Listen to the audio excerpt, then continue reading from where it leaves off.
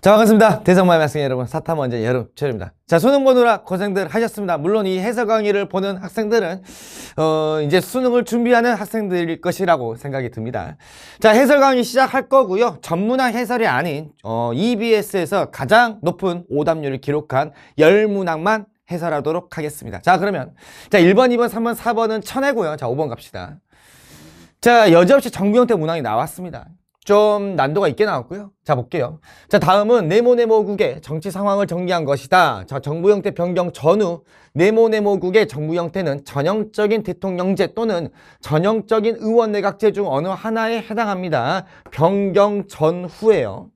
자, 의회 총 의석수는 100석이고요. 자, 일단 T대 보겠습니다. 자, T대 의회 의원 선거 결과 자, 직전 의회에 비해서 자, A당은 10석이 증가했습니다. T대 의회 의원 선거 결과 A당은 10석을 증가했고 자, B당과 C당은 각각 8석과 2석씩 감소했다라는 게 나와 있습니다. 자, 그럼 여기까지만 보고 자, 그러면 일단은 밑에 표를 보니까 자, T대를 보면은 A당과 B당과 C당이 각각 51, 43, 6석을 확보한 것을 볼 수가 있습니다. 자, 그러면 여기 앞에 조건대로 본다면 자, T대 의회 의원 선거가 직전 의회에 비해라고 있습니다. 그럼 T대가 있기 때문에 그럼 직전 의회는 T-1대가 있겠지. 그러면 A당은 10석이 증가했다라고 했잖아. 그러면 A당은 T-1대는 41석이라는 말 아닌가? 맞나? 이해를 못하면 안 됩니다. 자, 그 다음에 B당 같은 경우는 8석이 감소했다고 했습니다. 그럼 B당은 T-1대에는 51석이라는 말이고 그럼 여기 같은 경우는 2석이 감소했다니까 여기는 8석이었겠구나라는 말이겠네. 자, 아무튼 간에 자, 그 다음에 행정부 수반 갑이 소속된 정당은 자, 그럼 행정부 수반 갑이 있는데 이 갑이 소속된 정당이 A당인지 B당인지 C당인지 아직 알 수가 없는데 원내 과반 의석을 유지할 수 없게 되었답니다. 원내 과반 의석을 유지할 수 없게 되었단 말이면 T대 선거 결과 그러면 T-1대는 원내 과반 의석을 차지하고 있었구나라는 말 아닌가? 그럼 T-1대는 B당이 51석이니까 아 그러면 행정부 수반인 갑이 B당이었구나라는 것을 알 수가 있습니다. 자, 그 다음에 자, T대 의원의 임기는 행정부 수반 갑의 임기 중 3년차가 시작되는 날 동시에 시작된대. 아, 그러면 이 워딩에서 하나 알 수 있는 게 뭐냐면 일단은 T대 의회 의원의 임기는 행정부 수반 갑의 임기 중이라고 했네. 행정부 수반 이 갑이요 임기가 있네. 행정부 수반 갑이 임기가 있네. 그러면 전형적인 대통령제 아닌가? 전형적인 의원 내각제는 임기가 없거든. 그지? 그러면 T대는 대통령제이구나 라는 것까지 알 수가 있고 자, 동시에 시작된다라고 했습니다. 임기 중 행정부 수반 갑의 임기 중 3년차가 시작되는 날에 의회 의원의 임기가 시작이 된답니다. 그런데 맨 밑에를 보니까 자, 의회 의원의 임기는 4년이고요. 행정부 수반 갑을의 임기는 5년이라고 나와 있습니다. 자, 그러면 한번 표를 정리를 좀 해볼게요. 쉽게. 자, 의원의 임기는 몇 년 차라 했니? 4년 차라고 했단 말이에요. 그러면 의원 1년 차가 있을 것이고 그 다음에 의원 2년 차가 있을 것이고 의원 3년 차 그 다음에 의원 4년차입니다. 이게 임기죠. 임기 1년차, 2년차, 3년차, 4년차이고요.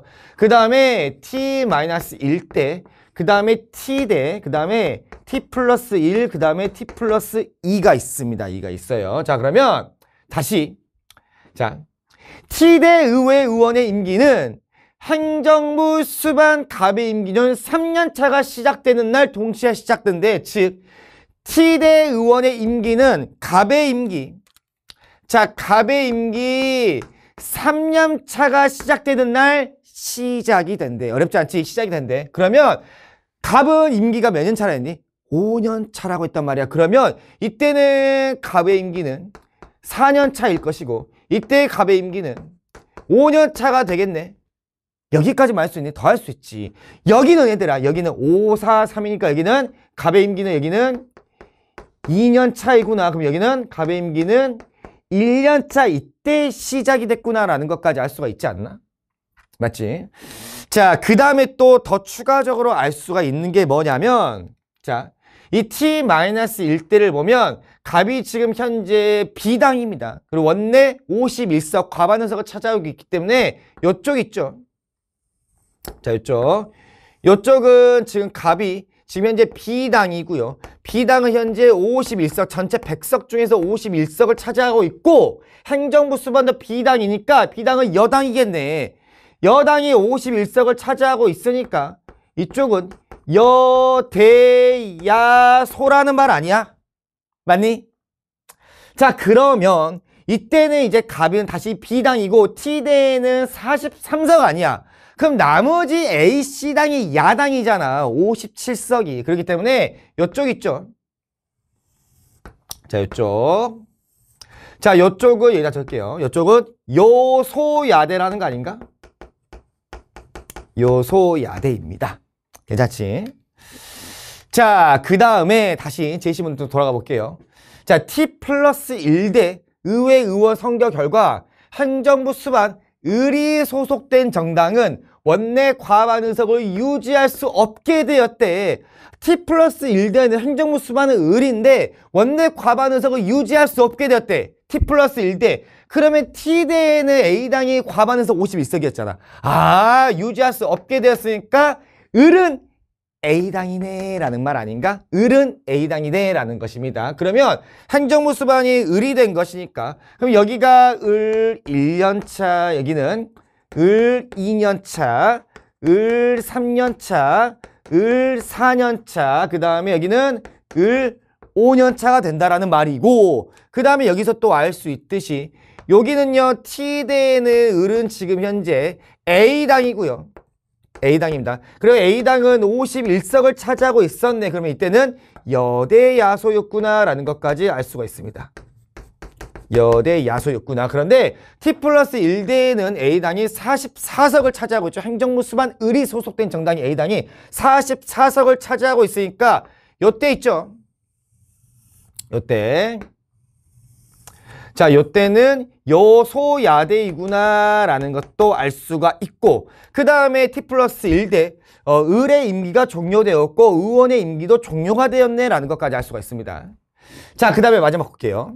자, T+1대 의회 의원과 행정부 수반 을의 임기가 동시에 종료가 되었죠. 종료가 되면서 네모네모국은 처음으로 정부 형태가 변경되었답니다. 그러면 대통령제였죠. T대가 여기가 T대가 대통령제였으니까 그 정부 형태가 변경돼서 이쪽이 의원내각제라는 말이겠지. 그러면 여기도 대통령제고 여기도 대통령제라는 말이고요. 여기 변경 전후라고 했기 때문에 자, 그 다음에 네모네모국은 처음으로 정부 형태가 변경되었고 T+2대 의회 의원 선거 결과에 따라서 행정부 수반으로 병을 선출했답니다. 병을 선출했어요. 그러면 이때는 병이 있겠네. 병 1년차, 병 2년차, 병 3년차, 병 4년차이고 여기서 또 알 수 있듯이 자, 여기는 의원내각제입니다. 근데 병이 지금 어느 정당에 소속되더라도 일단은 열린내각이 필연적으로 나올 수밖에 없겠구나라는 것까지 알 수가 있는 것이고 오케이, 열린내각. 자, 그러면 선제 한번 보겠습니다. 짠. 자, 5번. 자, 갑의 임기 중에 1년차에 갑이 소속된 정당은 자, 갑이 소속된 정당은 B당이었단 말이야. 1년차란 말이야. 자, 1년차면 여기를 말하는 거지, 여기를 말하는 거지. B당은 51석이었어. 의회 내에서 과반의석을 확보하고 있었기 때문에 바로 1번이 정답입니다. 바로 1번이 정답이에요. 자, 그 다음에 2번. 자, 병은 자, 국가 원수로서 지위에서 의회 해상권을 가진다. 자, 병은요 의원내각제의 총리란 말이야. 총리죠. 의회 해상권을 가지거든. 국가 원수가 아니라 행정부 수반으로서 아닌가? 의원내각제에서 국가 원수는 왕이 있잖아요. 왕. 자, 그 다음에 T대 의회 의원의 임기 내내 A당은 야당으로서 행정부 수반을 견제한다 했는데 A당이 자, 여기 볼게요. A당이 여당인 적이 있잖아요. 여당인 적이 있지 않습니까? 여당인 적. 그래서 이것도 틀렸고요. 자, 4번. 자, T 플러스 1대 의회에서는 자, T 플러스 1대는 대통령제야. 행정부 수반의 법률안은 어떻게 제출을 해? 이거 안 되잖아. 안 되잖아. 우리 연습 많이 했잖아. 자, T 플러스 2대 의회는요, 의원의 각제입니다. 의원 겸직이 가능합니다. 그래서 정답은 1번입니다. 좋습니다. 자, 8번 보겠습니다. 자, 우리나라 헌법기관 A부터 D에 대한 설명이고요. 자, 헌법상 민주적 정당성을 직접적으로 확보하고 있는 자, A는요. 자, 뭐 선거로 당선된 자다라는 말이긴 한데요. 아무튼 제 임기 중에 원칙적으로 B에 대해 정치적 책임을 지지 않지만 자, B는 자, 해임 건의권을 통해서 C에 대해 정치적 책임을 물을 수 있답니다. 그러면 우리 해임 건의권은 누구와 누가 가지고 있니? 국회와 국무총리가 가지고 있지 않니? 자, 국회는 국무총리와 국무위원에 대한 해임 건의권을 가지고 있고 대통령에게 그 다음에 국무총리는 국무위원에 대한 해임 건의권을 가지고 있단 말이야. 그래서 B가 만약 국회라면 C는 국무총리 아니면 국무위원일 것이고 B가 국무총리면 C는 국무위원이겠지. 이런 게 전부 다 머릿속에 생각을 하셔야 되고요. 물을 수 있습니다. 자, A의 국법상 행위는 문서로서 하는데 문서 부서주의 있잖아. 자, 그러면 자, A, B, C, D가 있고 그러면 여기서 봤을 때 일단은 A는 대통령인 건 괜찮단 말이야. 그러면 대통령의 국법상 행위는요, 반드시 문서화 해줘야 됩니다. 그 다음에 부서를 해줘야겠죠. 누가? 국무총리와 국무위원이 부서를 해줘야 되는데 관계 국무위원과 C는 A의 보좌기관으로서 이 문서에 부서할 권한을 가진답니다. 그러면 C가 나오네요. C가 그러면 국무총리가 되겠네. 그럼 다시 위로 올라가 볼까? B는 해임건의권을 통해서 C에 대해 정책 책임을 물을 수 있다고 했으니 C가 국무총리가 되는 거니까 그러면 B가 국회가 되는 거겠네. 그 다음에 마지막에 자, B는 A에 대한 탄핵 소추를 의결하여 D가 탄핵 심판을 하게 한답니다. 탄핵 심판입니다. 심판은 헌법재판소가 하는 거니까 A부터 D가 바로 다 나오죠. 1번. 자, 1번 선지도 이제 자주 평가원이 출제를 하지 않았지만 선생님은 출제를 했던 것입니다. 자, 1번. 자, A는 자, 대통령은요. 국무총리의 제청을 받아 행정각부장 중에서 국무위원을 임명한다. 얘들아, 우리 헌법에 따르면 일단은 국무위원 중에서 국무총리의 제청을 받아서 행정각부의 장을 임명하게끔 되어 있습니다. 오케이. 그래서 틀렸다라는 것까지. 그래서 선생님 모의고사 풀었으면 1번은 쉽게 쳐냈을 것 같고 그 다음에 2번. 자, B는 C에 대하여 국회는 국무총리에 대하여 국회에 출석해가지고 질문에 답변할 것을 요구할 수 있습니다. 이게 바로 2번이 정답이고요. 선생님 개념 강의를 잘 들었다면 경제총무 출발의 임, 경제총무 출발의 임, 의원 내각제의 요소를 배웠을 것입니다. 자, 그래서 2번이 정답이고요. 물론 자랑하는 것이 아닙니다. 그 다음 3번. 자, 정당의 목적이나 활동이 민주적 기본 질서에 위배된다는 비의 제소가 있으면 헌재는 그 정당의 해산 여부를 심판한다. 정당 해산 심판을 제소할 수 있는 건 국회가 아니라 정부가 하는 거거든.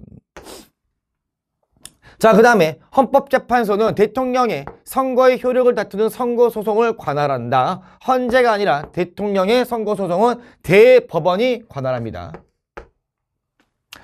자, 5번. A는 대통령은요. 자, 국회의 동의를 얻어서 헌법재판소 재판관 구인을 임명한다. 대통령은요. 헌법재판소 재판관 구인을 모두 다 임명을 합니다. 단 국회의 동의를 요하지는 않습니다. 그래서 정답은 2번입니다. 좋습니다. 자, 9번 보겠습니다. 자, 땡땡죄로 기소된 갑은요. 자, 벌금형을 선고받고 상고를 하였습니다. 상고를 하면 상고는 대법원이 하는 거 아닌가? 그런데 A가 이를 기각하여 판결이 확정되었다면 상고를 기각했네요. 그러면 일단 A는 대법원이겠네요.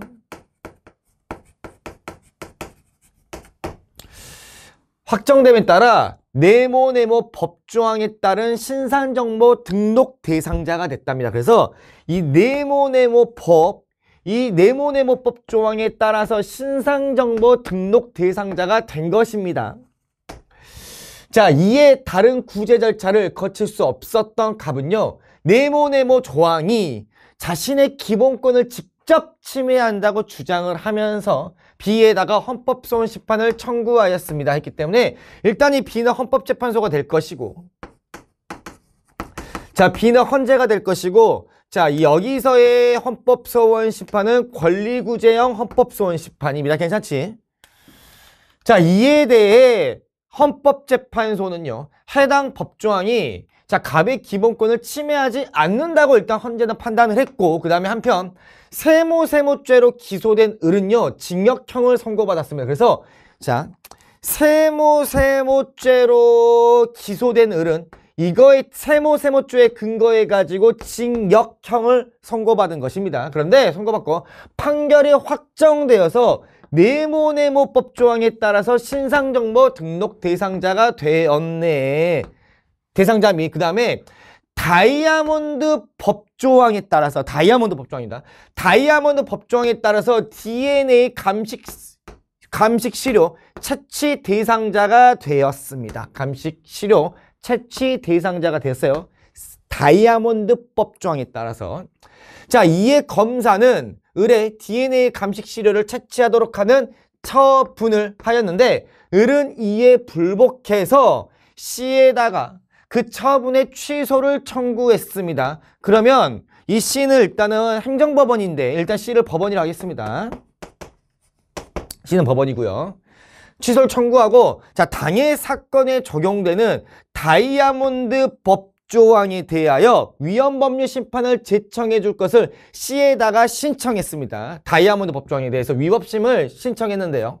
그런데 법원이 을의 제청 신청을 기각했습니다. 그래서 을은 기각됐기 때문에 위법심 제청 신청을 법원이 기각했기 때문에 을은 다이아몬드 법조항이 자신의 신체의 자유를 침해한다고 주장을 하면서 헌법재판소에다가 헌법소원 심판을 청구했으니 이거는 위헌심사형 헌법소원 심판이구나 라는 것까지.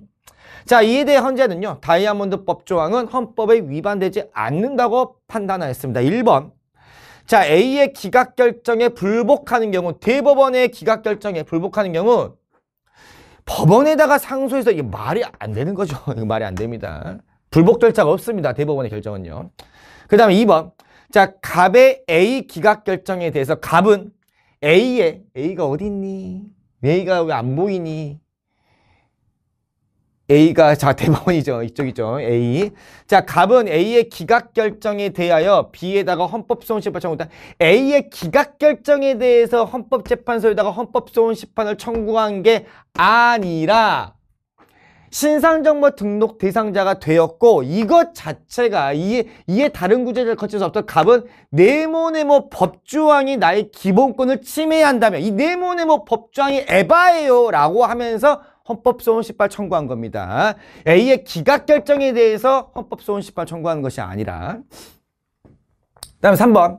자, 법원은요, 네모네모 법조항이 을의 신체의 자유를 침해한다고 판단했다. 법원은 C는요, 네모네모 법조항에 대해서 판단한 적이 없습니다.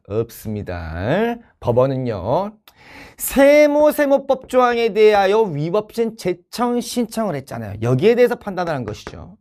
그래서 4번. 자, 갑과 달리 을은 네모네모 법조항에 따른 신상정보 등록 대상자가 되지 않았다. 달리가 틀렸죠. 둘 다 되었습니다.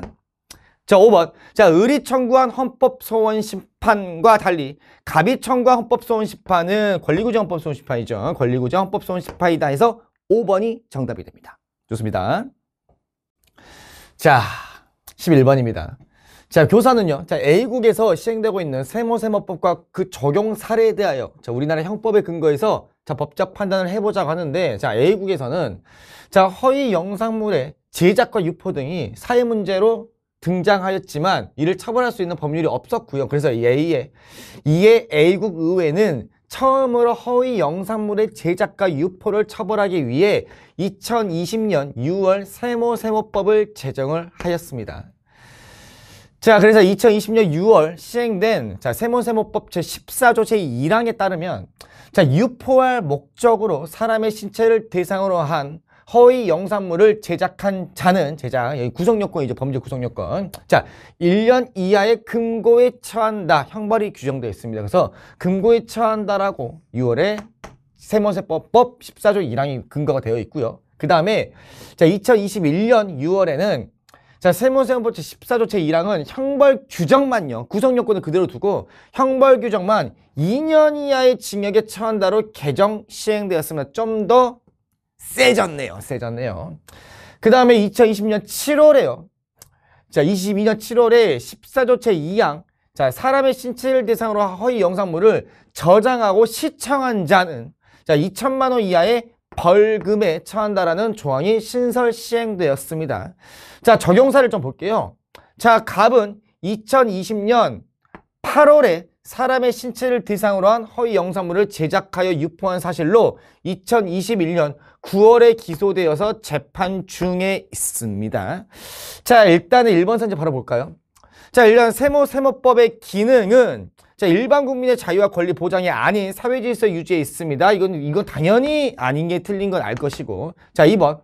자, 법원은요, 갑에게 개정 전 세무법 제14조 제1항을 적용하여 자, 그럼 이거 한번 볼까요, 그러면? 자, 일단은 이렇게 딱 그려가지고 이쁘게 안 그려지네. 자, 보면요. 이렇게 딱 해가지고 자, 이때를 2020년 6월입니다. 6월에 세무세법법이 제정이 되었고요. 자, 이때는 금고형입니다. 자, 금고형이고요. 그런데 자, 갑 같은 경우는 2020년 8월에 한 요 정도 되겠죠. 자, 2020년 8월에요. 제작하여 유포한 사실로 2021년 9월에 기소되었습니다. 9월에. 근데 일단은 이때쯤에 또 2020년이죠? 2021년이죠. 2021년 6월에 세무법이 신설되었습니다. 개정되었죠. 자, 이때는 징역형이었고요. 자, 그러면 2번 선 다시 법원은 갑에게 자, 개정 전 세무법 제14조 제1항을 적용하여 이걸 말하는 겁니다. 이거 2월에 제정된 이거. 그러면 얘는 8월에 뭔가 범죄 행위를 저질렀기 때문에 행위 10법을 당연히 적용받겠죠. 그래서 이 법을 적용받는 건 맞습니다. 괜찮아요. 근데 정해진 노역에 복무해야 하는 형벌 이거 징역 말하고 있잖아. 금고는 노역에 복무하지 않는 거 아닌가? 아닌가? 그래서 2번은 틀렸습니다. 괜찮고요.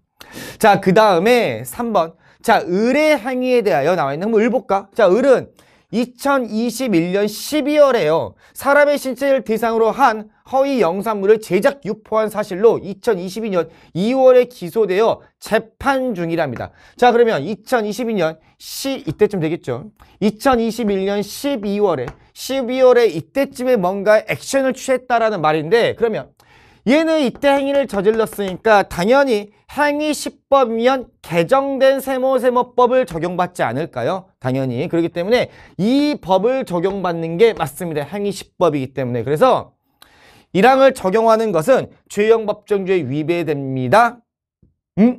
그렇죠. 개정 전 14조 1항을 적용받는 거. 이거는 당연히 안 되겠지. 근데 이제 이런 질문을 던질 수가 있겠지. 선생님, 피고인에게 유리하다면 소급 적용이 되잖아요.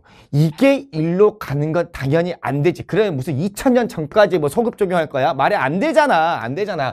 얘는 이때 행위를 저질렀고 행위 10법은 개정된 세무법이란 말이야. 2021년 6월에 개정돼. 그래서 이걸 적용받는 거란 말이야. 피고인에게 유리하다면 소급 적용이 된다라는 게 이게 무슨 말이냐면 선생님 개념 때도 설명해 줬거든요. 개념 강의 때 잘 봐요.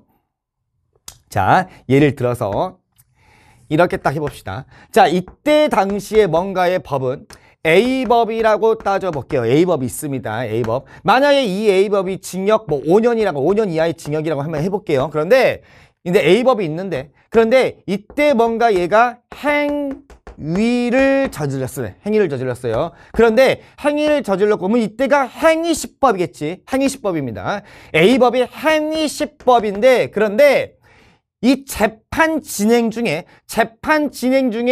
이 A법이 개정되었다고 쳐볼게요. 그죠? 그러면 이제 뭐 A2법이라고 쳐볼게요. 자, 이 A2법이 개정되었습니다. 그러면 이 A2법이 이 A법보다 유리할 수도 있고 불리할 수도 있겠죠. 재판 진행 중이라면. 아무튼 간에 A2법이기 때문에 그러면 이 A법은 구법이고 이 A2법은 당연히 신법이겠지. 신법이겠지. 근데 만약에 이 신법이 재판 진행 중에 개정된 이 A2법이 이 신법이 피고인에게 만약에 유리한 법이야. 예를 들면 징역 5년 이하 징역인데 예를 들면 뭐 벌금형이라고 바꾸다 치자. 피고인에게 유리하다면 소급 적용이 가능하다라는 말입니다.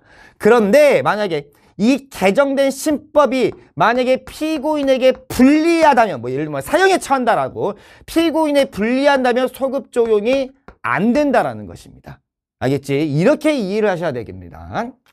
오케이, 좋아요. 그래서 아무튼 얘는 12월에 행위를 저질렀기 때문에 행위시법주의에 따라서 이 세모세법을 개정된 법을 적용받습니다. 이거 아니에요. 이거 아닙니다. 무슨 뭐 5,000년 전 것까지 뭐 소급 적용할 거야? 안 되잖아. 안 됩니다. 그래서 적용하는 것은 죄형법정주에 위배됩니다 해가지고 3번이 정답이 되는 것이고 4번. 자, 병행위에 대하여 자, 병 볼까요? 자, 2022년 7월 세모세모법 제14조 제2항은 아무튼간 얘는 저장 시청한 자죠. 근데 병은 2022년 10월에 사람의 신체를 대상으로 한 허위 영상물을 저장 시청한 사실로 2023년 1월에 기소되어 재판 진행 중이랍니다. 그러면 당연히 얘는 세모세법 제14조 제2항을 적용하는 것은 문제가 없는 거 아닌가? 굳이 안 써도 되지 않나? 위배되지 않는다. 자, 5번. 세모세모법 제14조 제2항에는 범죄 행위로 제공한 물건을 국고에 귀속시킬 수 있는 형법. 이거 몰수형이잖아. 몰수형. 그런데 여기서는 지금 벌금만 있잖아. 벌금만 있잖아. 규정되어 있지 않습니다. 몰수형은요. 자, 그래서 정답은 3번입니다. 좋습니다. 자, 12번 보겠습니다. 자, 갑의 부모 A, B가 이혼하면서 A가 갑의 단독 친권자로 지정되었습니다. 자, 그럼 볼까요? 자, A와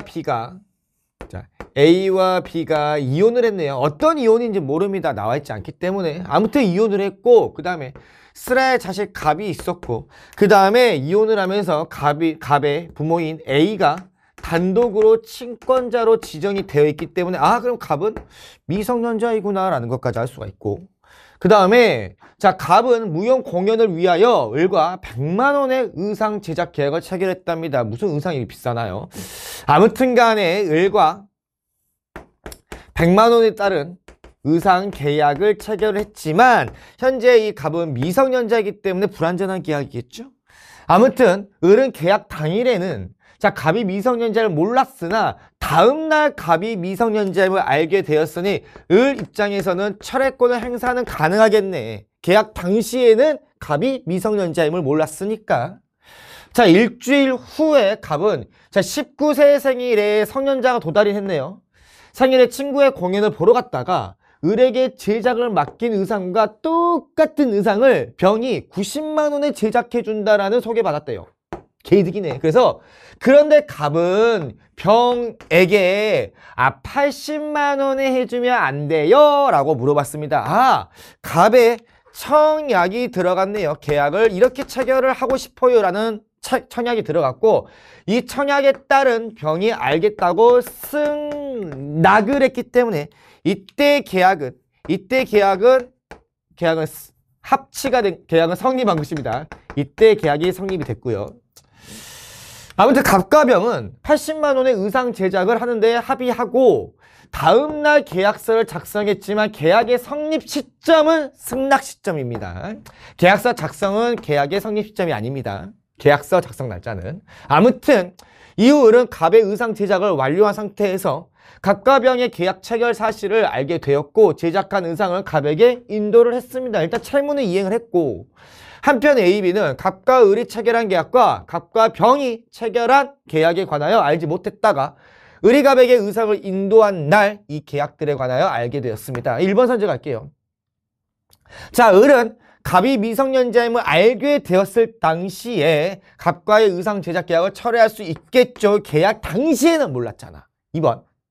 자, 을은 B에게 갑과의 의상 제작 계약의 취소 여부에 대한 확답을 촉구할 수 없습니다. 선생님 왜요? 법정 대리인이잖아요.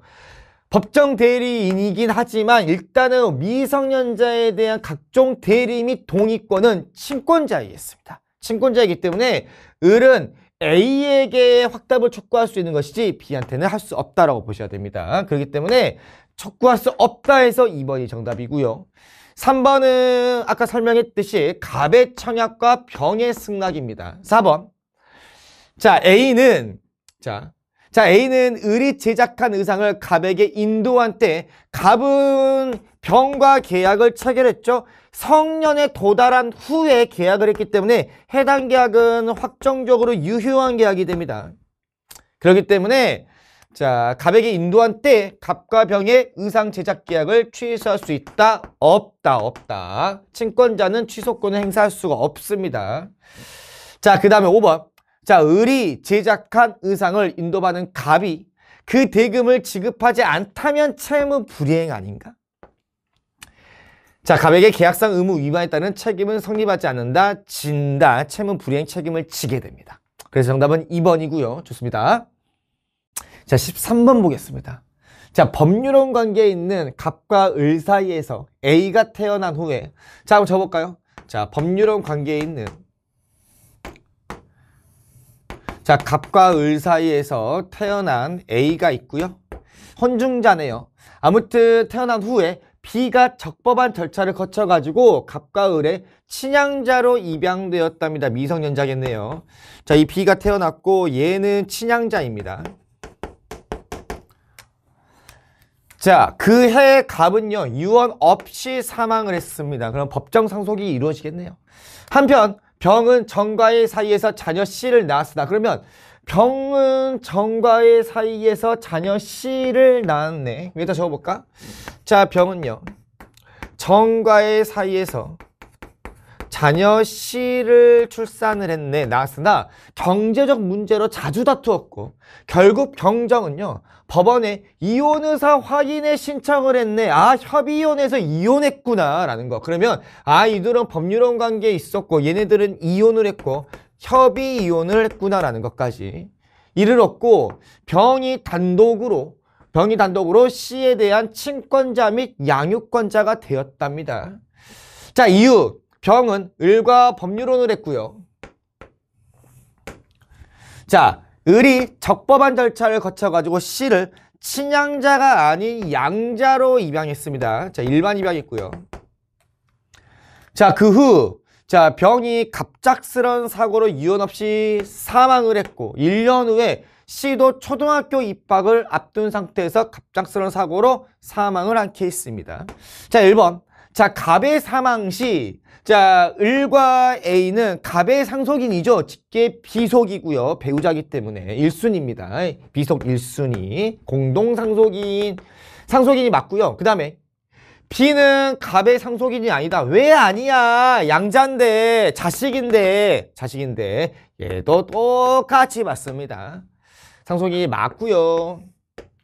자, 2번. 병과 정이 자, 법원으로부터 이혼 의사 확인을 받은 때부터 정은 C에 대하여 면접 교섭권을 갖는다. 일단 이혼이 돼야 되는 거 아닌가? 즉 이혼의 효력이 발생해 줘야 되는데 이혼의 효력 발생 시점은 이혼 의사 확인이 아니라 이혼 신고 시점 아닌가? 협의 이혼은? 3번. 자, 병의 사망 시 B는 A의 친족이지만 형제잖아. 친족이죠, 당연히. 그 다음에 C는 A의 친족이 아니다. C도 친족이지. 을의 자식인데 당연히. 이거 떡 꺼지고요. 자, 4번. 병의 사망 시 C는 병의 상속이죠. 맞죠? 그 다음에 A와 B는 병의 상속인이 아니네. 4번이 정답이네. 왜요, 선생님? 병과 A, B 사이에 친자관계가 이어져야 상속인이 될 거 아닙니까? 입양을 한 게 없잖아요. 그래서 4번이 정답이고요. 5번. 자, C의 사망 시 정은 C의 상속인이 아니다. 자, 얘들아, 이혼을 했고요. 병이 친권과 양육권을 다 가져갔어. 그러면 정의 자식이 C가 아닌 건 아니잖아요. 그래도 정의 자식입니다. 씨. 어차피 친권과 양육권은 얘가 성년 도달하면 어차피 없어지는 거야. 어차피 정자식이야. 정자식이야. 알겠죠? 정은 씨의 상속이 아니다. 맞다, 맞다, 맞다. 4번 정답. 좋습니다. 자, 14번 보겠습니다.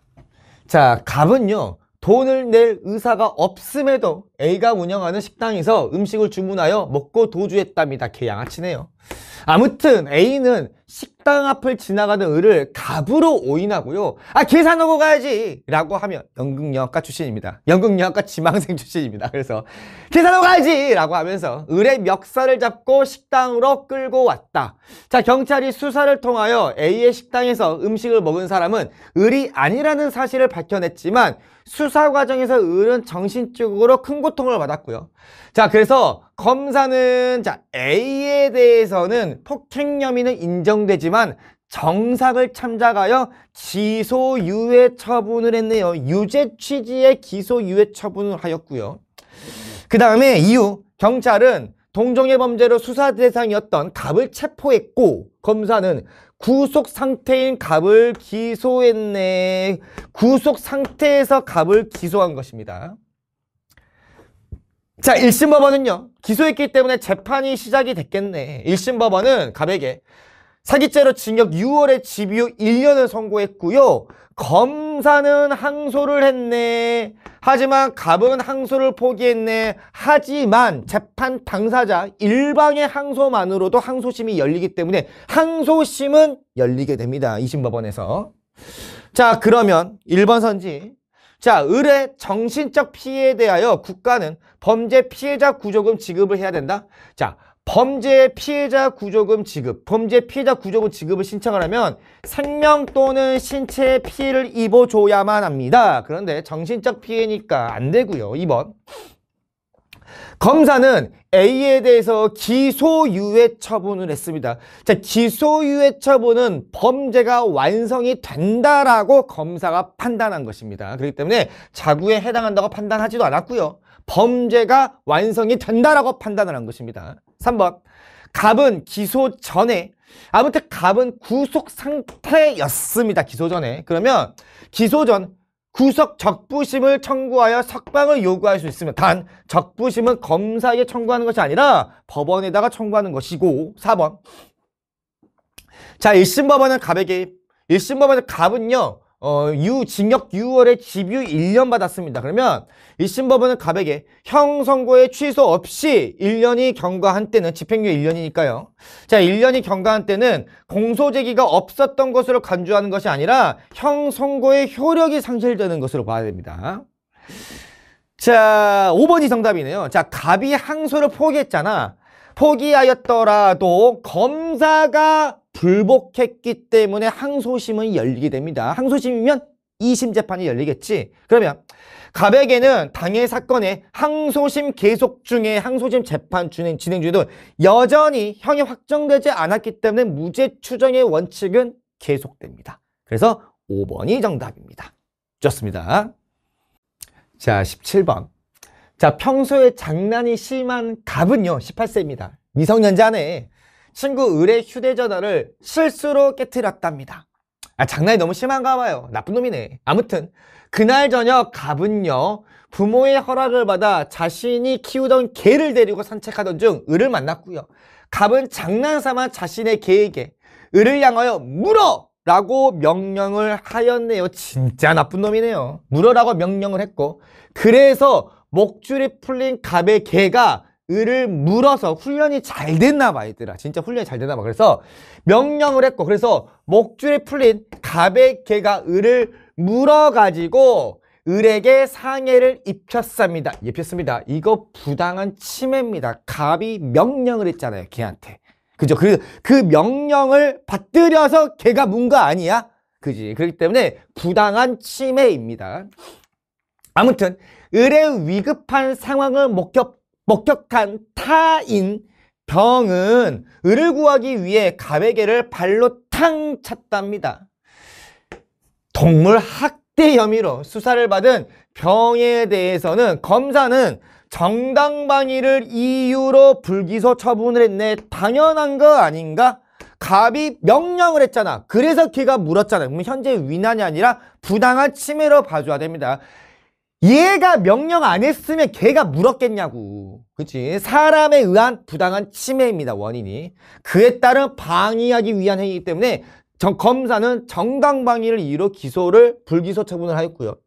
그 다음에 휴대전화 손괴 및 상해 혐의로 불구속 상태에서, 자 그러면 휴대전화를 손괴했고요. 그 다음에 상해 혐의로 불구속 상태에서 수사를 받은 갑에 대해서 검사는 과실에 의한 손괴, 얘가 실수로 뭔가 손괴를 했네. 이거는 법 규정이 없네. 법 규정이 없어서 범죄가 성립하지 않는데, 법 규정이 없다는 말이면 범죄의 성립 요건 중에서 범죄의 구성 요건에 해당이 되지 않네라고 판단한 거 아닌가? 그래서 불기소 처분을 했어. 즉 휴대전화 손괴에 대해서는 법 규정이 없답니다. 법 규정이 없다라는 것이고, 그 다음에 상해 혐의 볼까요?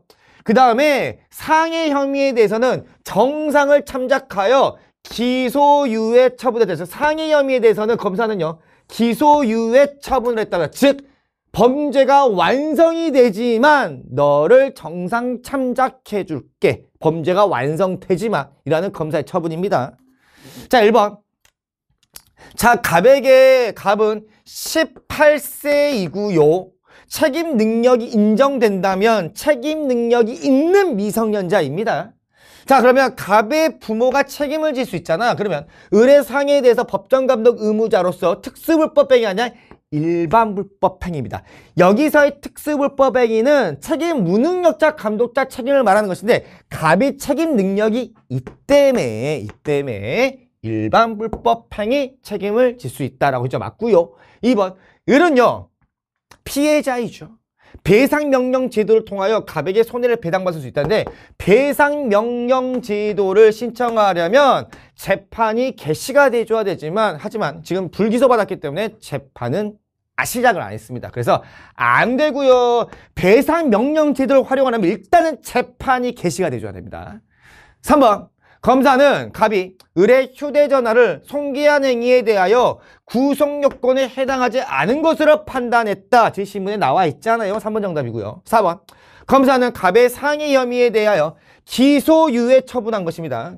자, 객관적 법질서 관점에서 위배되지만 위법성이 있지만 범죄 비난 가능성 책임도 있는 것으로 판단했기 때문에 기소유예 처분한 것입니다. 얘들아, 검사는요 불기소 중에서 유죄 취지의 불기소인 기소유예 처분을 할 수 있는데요, 이 기소유예는 범죄의 성립요건 3가지 중에서 구성요건에도 해당이 된다. 위법성도 있다, 책임도 있다. 즉 범죄의 성립요건 3가지를 전부 다 만족한다. 하지만 내가 너를 기소는 하지 않을게, 정상 참작해줄게. 이게 바로 기소유예입니다. 5번, 검사는 병의 행위에 대하여 타인의 법익에 대한 현재의 위난을 피하기 위한 행위, 상당한 이유가 있다면, 이거 지금 현재 긴급 피난 이야기하고 있는데 검사는 정당방위라고 했잖아. 정당방위. 현재 이거는 긴급 피난에 대한 이야기입니다. 정답은 3번입니다. 좋습니다. 자 18번 보겠습니다. 자 국제연합의 주요 기관 A부터 C에 대한 설명으로 옳은 것은 이라고 했고, 자, 땡땡 지역에서 발생한 분쟁의 평화적 해결을 촉구하는 A의 결의안 채택이 상임 이사국의 거부권 행사로 무산되는 일이 많아지고 있다. 상임 이사국이 있네, A가 했기 때문에. 자, A는 안보리일 것이고, 그 다음에 이에 거부권을 행사하는 해당 상임 이사국의 대표가 모든 회원국으로 구성된 의결기관인 B라고 했기 때문에 그냥 B는 총회겠네. 보나마나 C는 국사제고 안 읽을 거야. 자 1번, 자 A 안보리를 구성하는 15개의 이사국의 임기는 동일하다 했는데 상임 이사국은 임기가 없습니다. 비상임 이사국은 임기가 2년이죠. 아무튼 1번은 틀렸고, 2번, 자 A에서는, 안보리에서는 자 절차사항을 포함한 모든 사항에 대한 결정은 상임이사국 전체의 동의를 전제로 한다. 상임이사국 전체의 동의를 전제로 하는 것은 실질사항 아니야? 3번 비의 결의안은 총회의 결의안은 회원국의 의지가 반영돼요. 뭐 회원국의 의지가 반영되는 것까지 맞겠지. 하지만 강제력은 없어요. 안 들어도 돼. 4번 자, C가 관할하는 법적 분쟁에는 자, 국가뿐만 아니라 국가만 돼. 국가만 돼. 개인은 안 돼. 기업 안 돼. 소송 당사자는 오직 국가만 된단 말이야. 5번이 정답이네. 국사제를 구성하는 15인의 서로 다른 국적을 가진 재판관에 대해서는 이 선출 권한은 총회와 안보리가 가지고 있습니다. 자, 마지막 20번 볼게요.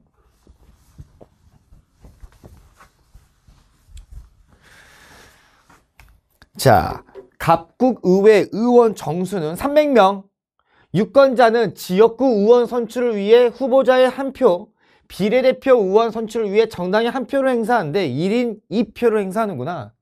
최근 의회 의원 선거를 실시한 각국에서는 현재의 의원 정수는 유지하면서 300명은 유지를 하면서 선거제도 개편안을 마련했대.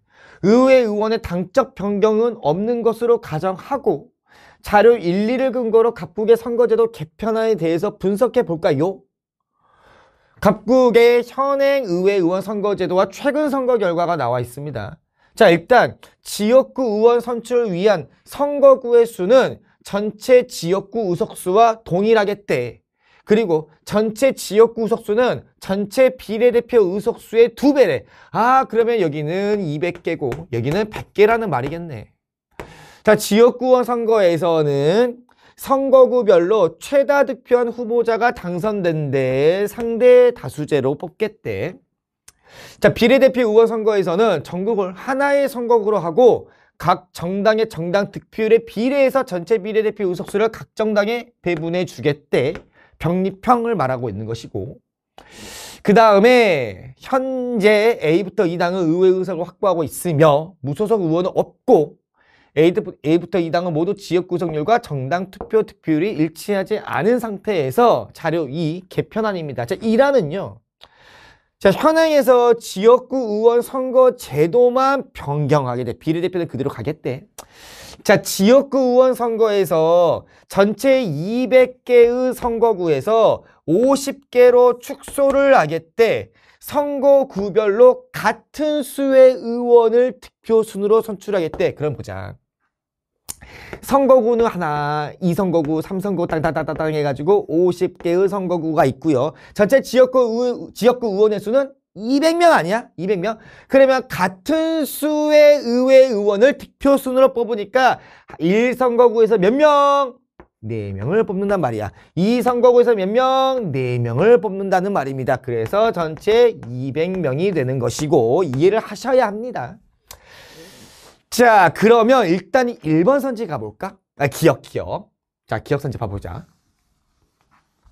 자, 기억 선지 보면, 자, 이란의 경우 지역구 의원 선거에서 각 정당이 선거구별로 1인의 후보자만 공천한답니다. 자, 그러면 특정 정당의 의원의 과반 의석을 차지할 수 없습니다. 일단 정답인데. 자, 보자. 그러면 이 1선거구에서는 뭐 정당 있죠. 정당이 뭐 A정당도 있고 뭐 B정당도 있고 C정당도 있고 D정당도 있다고 쳐보자고. 자, 그러면 이 4명이 당선이 되는 것인데 4명 당선되는 이 4명에서 자, 특정 정당 A당이 당선될 수 있잖아. 특정 정당이 1인의 후보자만 공천을 해서 1선거구에서는 A 한 명 당선, 2선거구에서 4명 중에 A 당선, 3선거구에 4명 중에 A 당선. 그러면 전체 특정 정당이 전체 다 확보해도 지역구 석수 전체 200석 중에서 50석만 차지 가능한 거 아니야? 그러면 의석률로 따지면 전체 지역구 의석률의 25%를 차지할 수 있는 거 아니야? 맞지? 전체 지역구 의석률 25%. 이거 이해를 못하면 안 돼, 얘들아.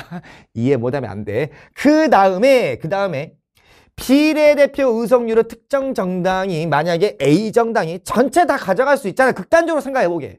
그럼 전체 100석을 다 가져갈 수 있는 거 아니야? 맞지? 그러면 이 25%는 50석이니까. 그러면 50석 더하기 100석은 전체 300석 중에서 150석. 맥시멈 다 해도 50%까지만 차지 가능해. 전체 의회 의석의 50%.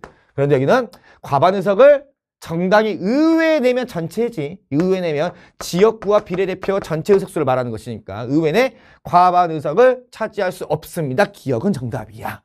전체 지역구 의석률은 25%.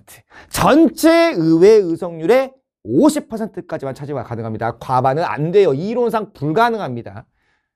아이고 힘들어라. 자, 그 다음에 2안 볼까? 자, 현행에서 지역구 의원 선거제도만 변경하겠대. 자, 지역구 의원 선거에서 당선을 위한 조건으로 유효 투표 총수의 과반 득표를 함. 1차 투표에서 이 조건을 충족하는 후보자가 있으면 괜찮아. 당선이야. 근데 없으면 1위와 2위 득표자만을 대상으로 2차 투표를 실시하고요.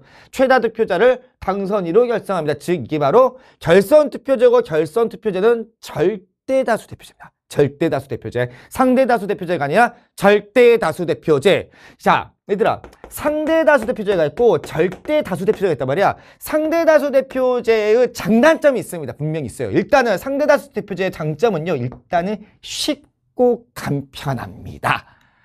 그냥 1등만 당선이잖아. 그러니까 우리나라에서도 다 하고 있고요. 뭐 학급회의, 뭐 주민, 뭐 이런 주민회 이런 데서 전부 다 상대다수 대표제를 하고 있죠. 하지만 치명적인 단점이 있습니다. 바로 당선자의 대표성이 저하된다는 그런 치명적인 단점을 가지고 있습니다.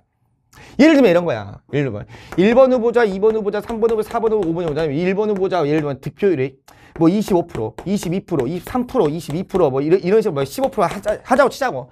그럼 일단 얘가 당선이잖아. 일단은 상대다수제를 한다면 그러면 전체 75%는 지지하지 않는다는 말이잖아. 이렇게 당선자의 대표성이 떨어질 수 있다라는 그런 치명적인 단점을 갖고 있어. 그렇기 때문에 그래도 만약 이게 대한민국 대통령 선거라고 쳐봐봐. 좀 에바지? 그렇기 때문에 당선자의 대표성을 좀 더 높이기 위해서 그래도 유권자의 과반은 지지해야 되는 거 아니야? 그렇기 때문에 절대다수제가 있는 것입니다. 과반을 요구하는 투표 결정 방식이다라는 것입니다. 자, 그러면 다시 니은을 가볼까?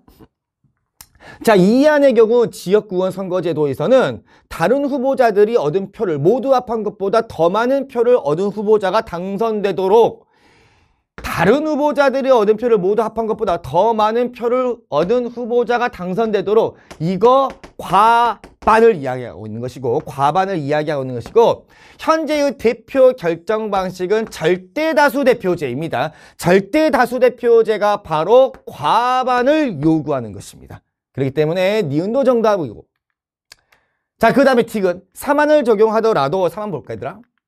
자, 지역구 의원 선출 방식과 비례대표 의원 선출 방식은 현행과 똑같고요. 똑같고. 그 다음에 전체 지역구 의석수와 전체 비례대표 의석수가 동수가 되더라도 뭐 150, 150 나눈답니다. 다시 디귿. 3안을 적용하더라도 각 정당의 정당 투표 득표율과 각 정당의 총 의석률이 불일치하는 현상이 당연히 나타날 수 있지 않을까? 어차피 독립적으로 시행을 하는데. 그렇지? 그래서 나타날 가능성을 배제할 수 없습니다. 디귿도 정답입니다. 그래서 정답은 5번 기억, 니은, 디귿입니다. 수고하셨습니다. 안녕.